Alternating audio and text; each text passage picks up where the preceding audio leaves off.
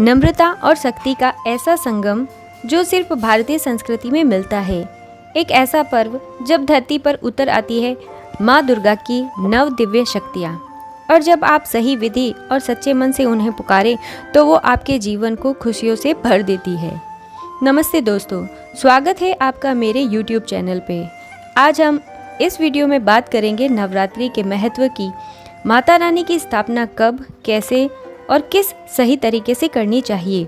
माता रानी किस सवारी पे आ रही है, स्थापना के पहले और स्थापना के समय हमें क्या क्या तैयारियां करनी चाहिए। अगर आप इस नवरात्रि माँ दुर्गा का आशीर्वाद पाना चाहते हैं तो इस वीडियो में अंत तक जरूर बने रहिए। शारदीय नवरात्रि यानी 9 रातों का त्यौहार माँ दुर्गा और उनके 9 दिव्य रूपों को समर्पित है। यह सिर्फ एक धार्मिक अनुष्ठान नहीं बल्कि जीवन में एक गहरी सीख देने वाला महापर्व है। नवरात्रि बुराई पर अच्छाई की विजय का प्रतीक है। यह हमें सिखाता है कि जिस तरह माँ दुर्गा ने महिषासुर का वध किया, उसी तरह हमें अपने अंदर के अहंकार, क्रोध और नकारात्मकता को खत्म करना चाहिए। इन 9 दिनों के उपवास और पूजा से हमारी आत्मा शुद्ध होती है और मन में सकारात्मक ऊर्जा का संचार होता है। यह त्यौहार भारत के हर कोने में अलग अलग रूप में मनाया जाता है। गुजरात में पारंपरिक गरबा और डांडिया नृत्य करते हैं। बंगाल में माँ दुर्गा की भव्य मूर्तियों की दुर्गा पूजा होती है। उत्तर भारत में रामलीला का मंच होता है, जिसका अंत दशहरे पर रावण दहन के साथ होता है। शारदीय नवरात्रि आत्मा की शुद्धि और सांस्कृतिक एकता का एक अनुपम संगम है। शारदीय नवरात्रि में घर की साफ सफाई और नियमों का पालन करना बहुत जरूरी माना जाता है। नवरात्रि शुरू होने से पहले ही पूरे घर की अच्छे से सफाई कर लेनी चाहिए। खास तौर पर पूजा घर और रसोई घर की जगह जगह बने जाले और पुराने सामान को हटा दें। कलश स्थापना की जगह को धोकर गंगाजल से शुद्ध करें। नवरात्रि के दौरान घर को हर दिन साफ रखें। विशेष रूप से पूजा घर को साफ रखें। घर में कहीं भी जूठे बर्तन या कूड़ा कचरा न जमा होने दें। शारदीय नवरात्रि के दौरान कुछ खास नियमों का पालन करना होता है। इस दौरान ब्रह्मचर्य का पालन करना शुभ माना जाता है। तन और मन दोनों की शुद्धता बनाए रखना जरूरी है। रोजाना स्नान करें और साफ सुथरे कपड़े पहने। मन में अच्छे विचार रखें, किसी का बुरा ना सोचें और न किसी को बुरा कहें। अपशब्दों का प्रयोग न करें।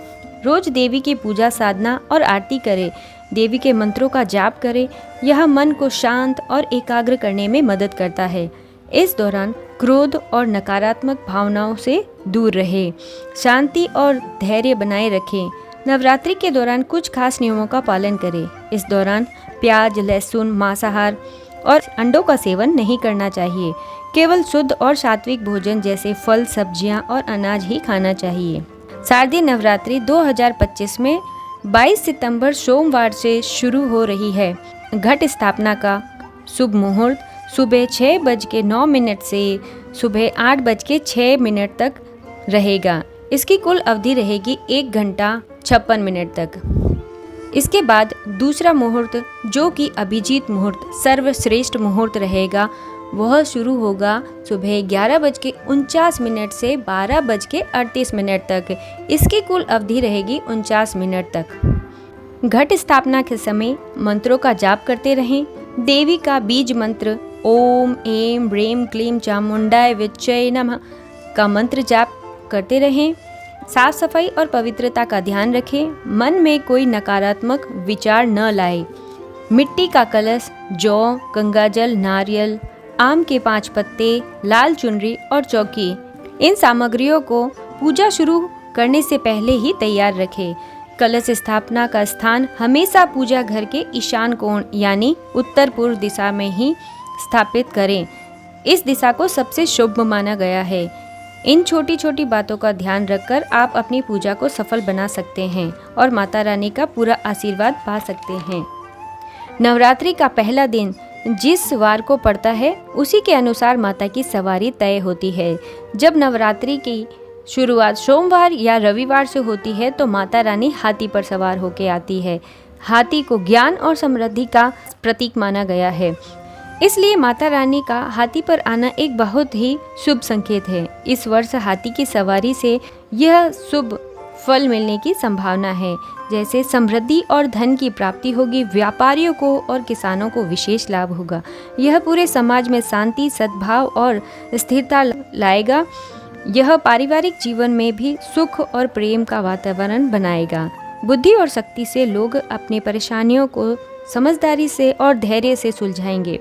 इस साल माता रानी का आगमन हाथी पर होगा और उनकी विदाई मनुष्य की सवारी पर होगी। घट स्थापना के समय लगातार मंत्रों का जाप करते रहें। पूरा परिवार एक साथ मिलकर माता रानी का स्वागत करे, उनकी पूजा आराधना और आरती करे। यह नवरात्रि आपके जीवन में, परिवार में सुख, शांति और समृद्धि लाए। माता रानी का आशीर्वाद आप पे सदा बना रहे। अगर यह जानकारी आपको अच्छी लगी हो तो वीडियो को लाइक करें, शेयर करें, चैनल को सब्सक्राइब करना न भूलें। मिलते हैं अगले वीडियो में। तब तक जय माता दी।